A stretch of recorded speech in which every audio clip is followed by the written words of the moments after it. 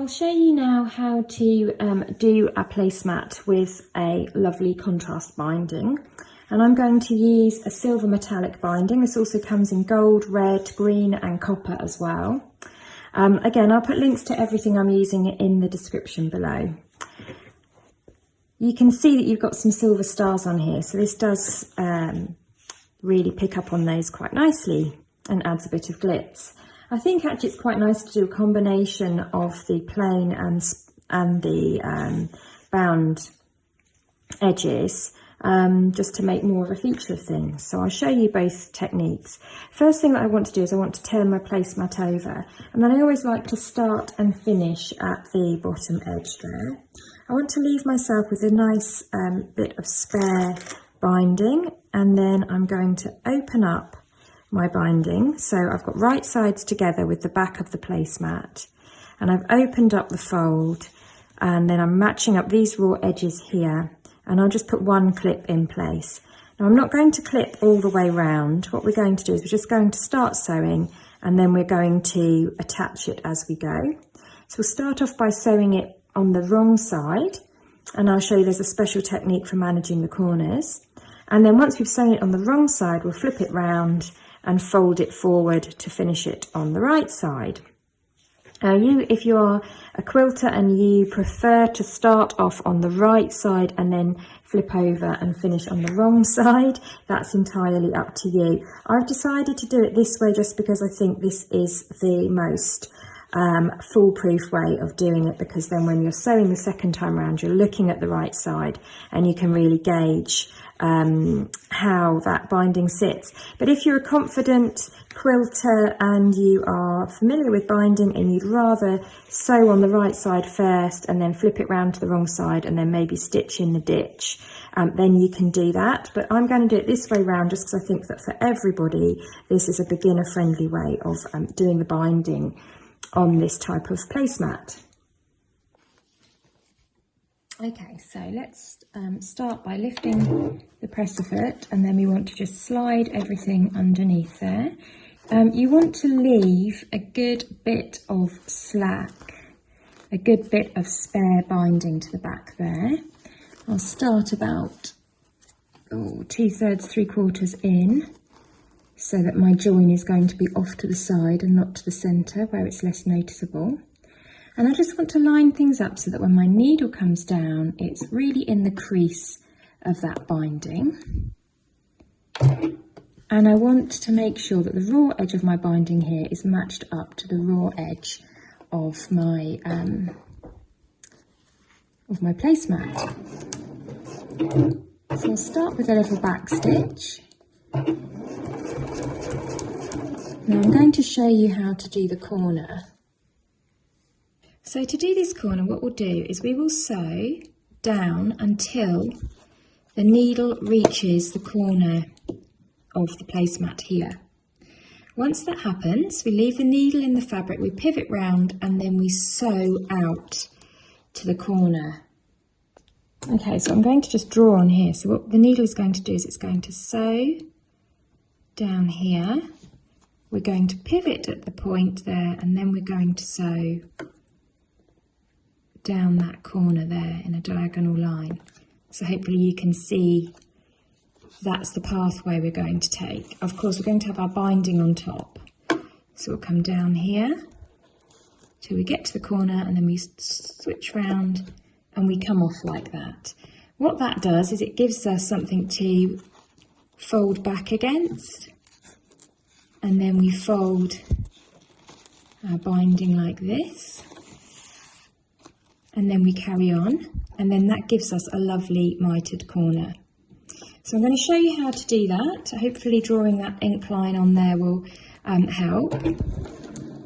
So I come along here, I'm keeping my hands out of the way as much as I possibly can. Now I want to just stop in the corner there.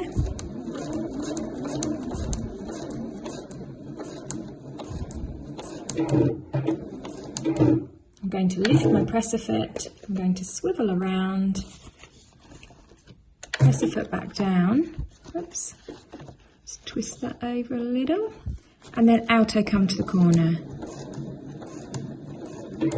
I can do a back stitch at that point. Okay, so you can see that I've sewn down here and then I've come out to the corner there.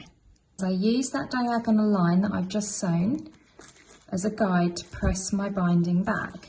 And you should end up with this shape here, which is essentially a 45-degree line here. So if this is your corner that's 90 degrees, by pressing that back you're getting a 45 degree. And then you press this down here. Okay. And then you sew, you start sewing again in the corner there, and you just sew a straight line. So you might want to rewind and look again at how I folded all of that. A couple of back stitches, and then off I go again. And then I'm carrying on again exactly the same way until I get to that next corner. At which point I stop, swivel round, come into the corner,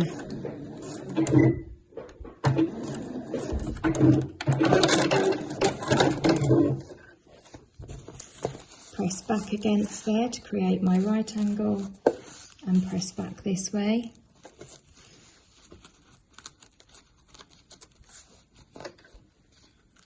Foot back down again.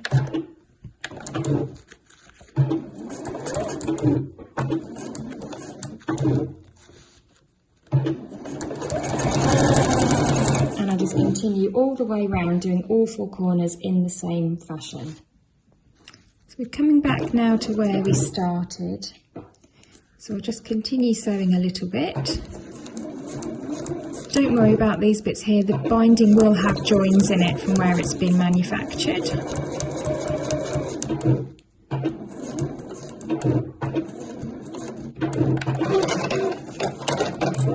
So now we come to the question of creating a join, and again there are a few different ways that you can do this. I find that the easiest way is just to cut a diagonal line across the lower binding. Let's open it up first, sorry.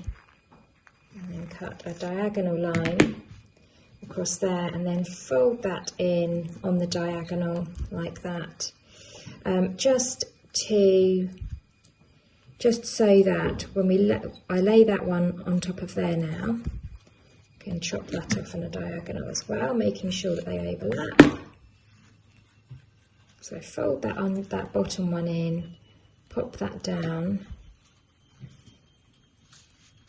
and then you just carry on from where you left off and sew all the way down across and back to where you started, so that when that then folds round, your join is diagonal rather than straight, so that distributes the bulk so that you don't end up with a big lump anywhere.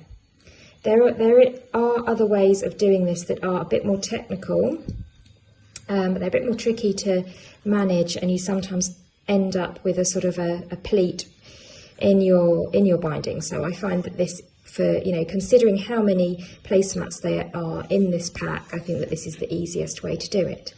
So you can put a clip there once you've done that cutting and lining up, just to keep everything secure and together. And then we can go back over to our machine and just finish sewing that line there to close everything.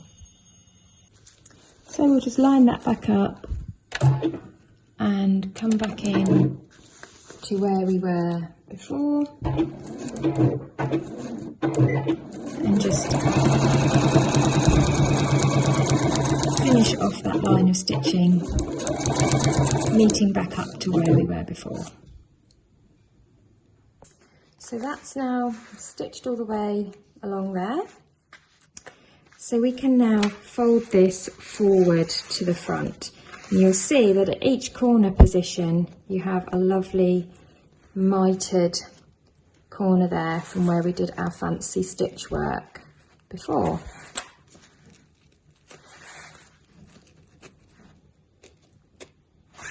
So fold those through, and then you should find you can just fold that binding forward to the front.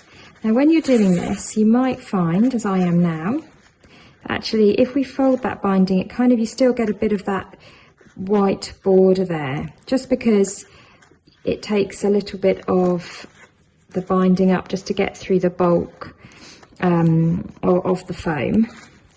So if that happens, and it often does, and in fact always I have to do this with my bindings, is I just want to trim away a little bit on each of these edges to help bring everything forward to the front. So you can just trim away a little bit on each of these edges if you like, and then you want to go back and then fold your binding forward to the front and secure it with some clips. Whoops. So if you're trimming away, just be careful not to interfere with your mitered corners, but if you just trim away a little bit of the bulk on each edge, and then one by one just bring the binding forward to the front, one edge at a time.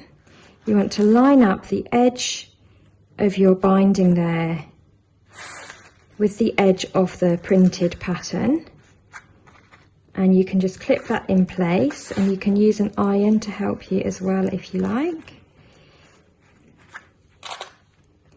When we come to the corners, I just fold it like I would if I was folding the end of a gift, you know, the end of wrapping up a present. So you push everything one way and then you fold everything the second way, and you sort of create a mitre on the front side just by folding and then folding again. So there's a sort of a trick to lining it up, but it's very similar to folding the end of a present if you were gift wrapping. You can see I've got a nice mitered corner there on both the back and the front. So just put plenty of clips all the way around, just folding everything in so that the silver binding meets the edge there. And again, when I get to the corner, fold everything up one way, and the iron might help you as well if you want to iron it, and then you fold it back to create that nice corner. And so once you've done that and you've clipped all the way around, we can just come back into our sewing machine and just stitch this down all the way around in a square. I'll start again at the bottom, as I always like to, just so that my stitching starts and ends somewhere not too obvious. I'm going to stitch nice and close in to the edge of the binding. Start with the back stitch, and then I really want to take my time here, making sure that everything is sitting properly. When you come to your join, just make sure that everything is sitting flat.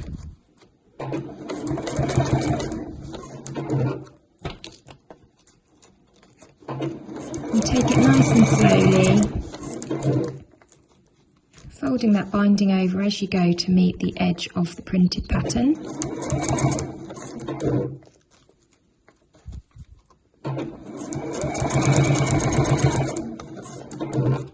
And when you come to your mitered corners, you simply sew up one edge,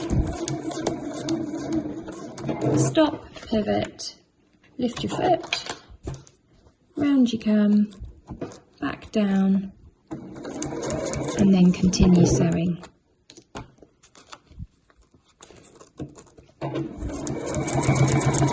And you want to continue all the way around the edge of your placemat like that, coming back to stop where you started. And so there you have your two different ways to create your placemats, either by folding forward the backing fabric to create an edge that way, or by adding a contrast binding, and in this case I've used the metallic silver. If we look back to the placemats that I made before, you'll see that I actually gone in and stitched into these to create this kind of relief, and this looks so beautiful. You can see it on the back there. I think it really does make them stand out, make them really look quite special. How much stitch work you do is up to you. The simplest thing to do would be just to go round in the circle, and for this I just follow the inside of the dots, and you could just leave it at that. If you want, you can then trace around each of the hearts, and on the coasters and on the centerpiece you've got different designs to trace around as well. I also traced around the star here. If you're really into your quilt work and free motion stitching, you could even go round these beautiful stags here as well, and the robins. So you can do as much or as little work as you like. I'm just going to give you a quick demo on how I did my stitch work, which was to go round the circle and then to trace the hearts and the star. Let's do some stitch work on our placemat. You want to clear a nice space so that you've got plenty of space to do this. I'm going to start just somewhere at the bottom again, and I just want to put my presser foot down there, make sure that my needle is just to the inside of those dots. I'll start by hand winding my needle down into my fabric so that I can see where it is. I want my stitch length to be nice and short for this. I'm going to use a stitch length of anywhere between 1.8 to 2, and the shorter stitch length will just allow you to travel around a circle, because if you think what you're doing is you're drawing a curve with many straight lines. Each stitch, if you think of each stitch as a straight line, and the shorter those little lines are, the easier it will be just to work your way around. And I'm just going extremely slowly. I'm keeping my eye to the inside of those little dots, and there's no trick to it really. There's no kind of drawing a line with a compass or something like that. You're just looking to come to the inside of the white dots, and I'm just gently moving my placemat round as I go. Now, if you want at intervals, if you start to go astray, just lift your presser foot, reposition, smooth your fabric down, lower your presser foot again, and you can just continue. I would say if you've got a speed setting on your machine, you may want to set that to a slower speed as well. And at intervals, just smooth everything down. And it's actually, once you get going, it's really quite therapeutic and relaxing. And you can see I'm coming back round now to where I started. So I'll just overlap my stitches by a couple and back stitch to finish, and then I'll trim off any thread tails. But you can see there that I've got a nice circle now on my placemat, and if you switch that to the other side you can see. And if you want to go ahead and do the hearts as well, it's much the same.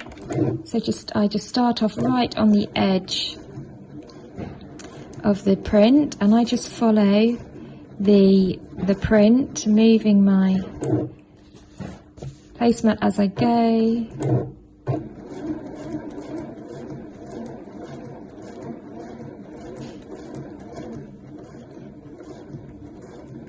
If you have a walking foot, you could try doing this with your walking foot, or if you have a free motion foot, you could lower your feed dogs, use your free motion foot and try that way. I haven't changed any of the settings on my machine. I'm just using the regular settings to do this. When I come to the heart, I'm taking it one stitch at a time, raising the presser foot between each stitch, and just to get round that curve there, it's almost like you want to take it one stitch at a time. My presser foot automatically raises each time I stop. I lift my foot off my pedal. If you've got to lift it with the arm, it takes a bit more time, but it's quite a nice relaxing process just to do this. It's kind of like colouring in. It's just really nice. I've got the window open, the rain has stopped, the sun is pouring in, and I'm just having a nice time working my way around all these pretty shapes.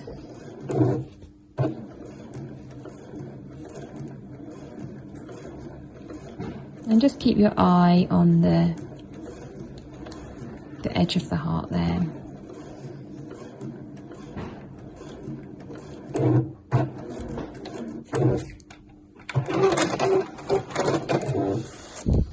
There we go. And again, I need to just trim my thread tails, but there's my heart sewn in too.